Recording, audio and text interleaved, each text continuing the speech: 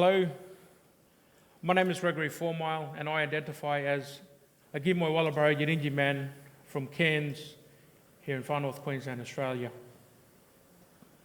Today I'm here with Hannah, Auntie Fiona, Raymond, Richard and my nephew Jackson, and we represent part of the Yarrabah Brass Band. Today we are here basically to share with you a journey that we have become a part of that started back in 1899 in Yarrabah. In Yidinji culture, we talk about story time.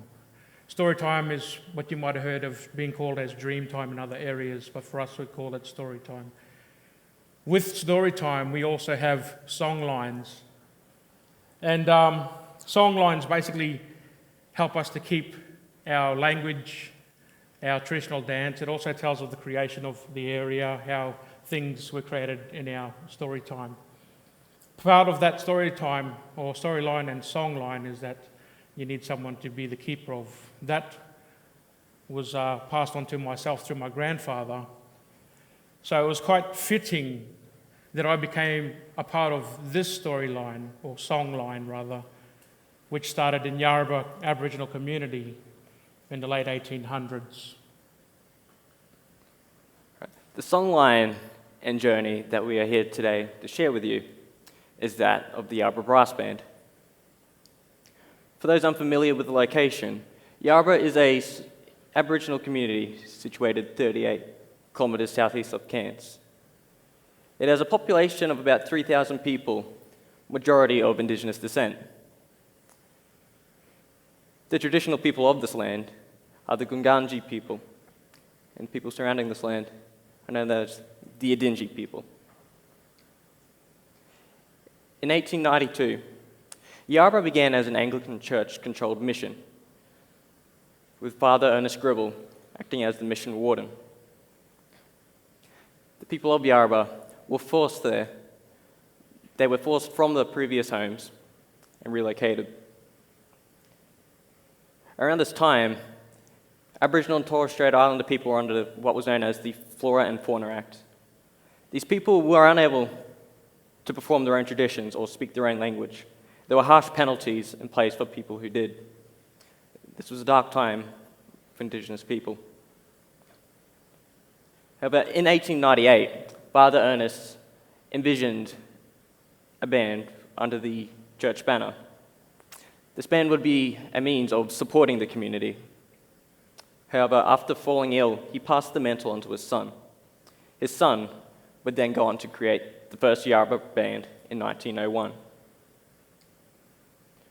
While the band started off with the majority of members being male, it soon consisted of male, female, and children. Around the 1920s, let's say, it was a pretty well-known band around that time. It soon started performing concerts in the Cairns region, the Tablelands, and the likes. However, travelling to these locations was hard for the band as there were no roads connecting to Yarrabah at the time. And so the band would have to catch a boat to Cairns and then branch out.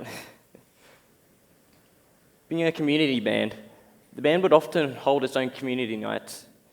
With these community nights, the band would raise funds in order to maintain their instruments and supply uniforms.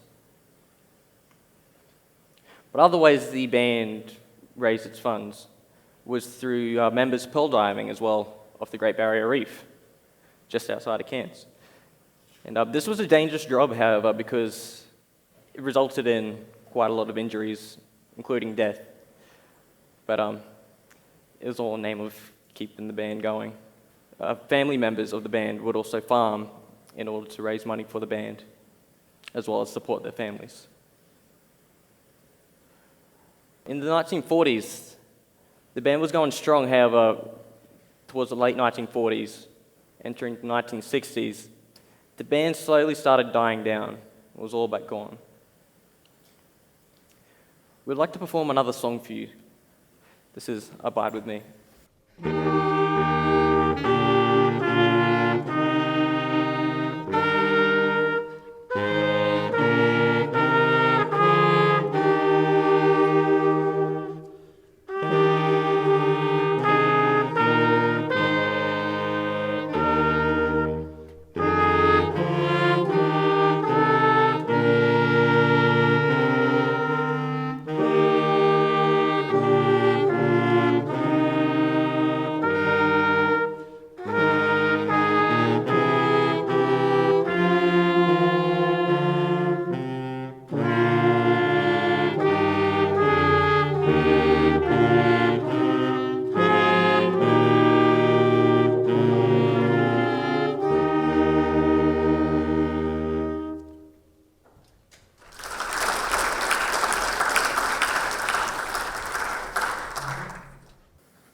1960s, rock and roll.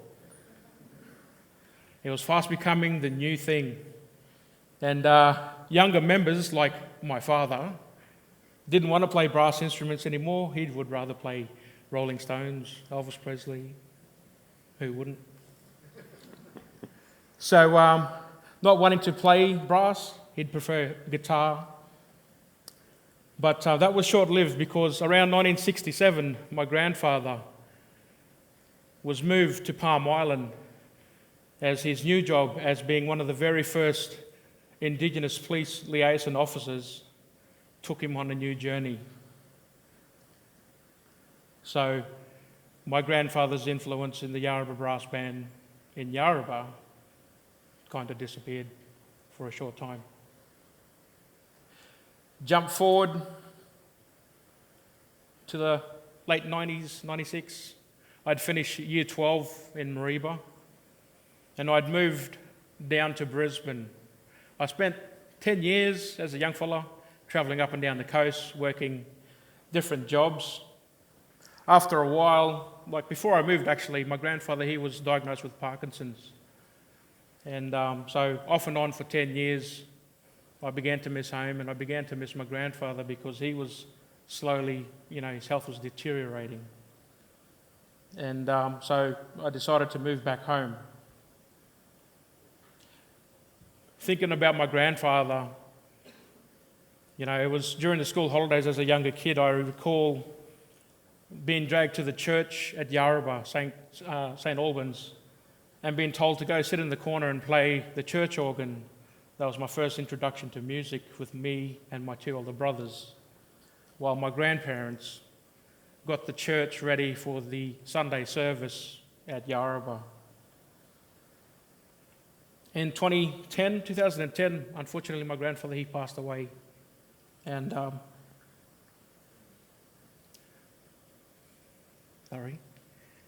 my brothers and I, we played for his funeral, and the song we played was Amazing Grace. We were told later on by my grandmother that they'd actually wanted a state funeral for my grandfather, being one of the first police liaison officers, but they turned it down because family just wanted it to be, full family. So after the funeral, I got thinking a lot about my grandfather, and so in his memory, I decided that I would get together with family members and other community members and restart the Yarrabah Brass Band.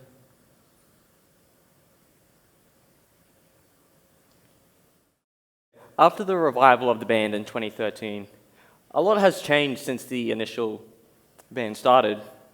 For one, Yarrabah now holds its own annual concert, the Yarrabah Band Festival. This has attracted a lot of positive attention for Yarrabah. We've had artists such as Montaigne, Thelma Plum, Busby Maru, all perform at the concert. This year we've got the likes of Troy Cassadaly also joining us. And James Morrison, one of the world's best trumpet players, is an honorary band member as well, and performs with us a number of times. And so we've certainly come a long way. One of our dreams as a band is to one day make it to New Orleans, one of the richest places for music. Yeah, we really hope to get there one day. To be part of the band, to know about the rich culture and history that the band has had, to have come this far. I mean, the band is 100 years old. You can't really think of another band that's 100 years old. So it's certainly something to be proud of and to be a part of. But being a younger member of the band, being able to learn about all this history, certainly gets you thinking. And, we're a multi-generational band consisting of, uncles and aunties, two young'uns, me and my younger brother Raymond. It's knowing where I have been, it certainly helps guide me with the direction I want to go.